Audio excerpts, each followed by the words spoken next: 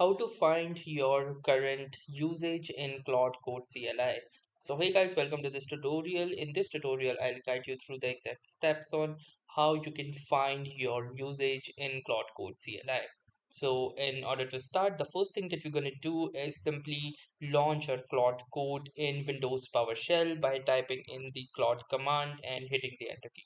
Now this will launch our Claude Code, and then once you're in the terminal line, you'll need to simply type in a forward slash and then type in status. Then once you have typed in status, hit the enter button and you will see this particular output. Now from here, currently you are in status. We're gonna navigate using the arrow key to usage.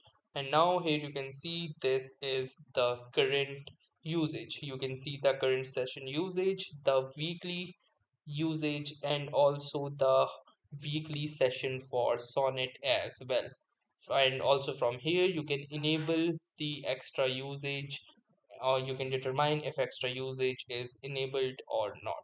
So that was all for this tutorial. Thanks for watching and have a nice day.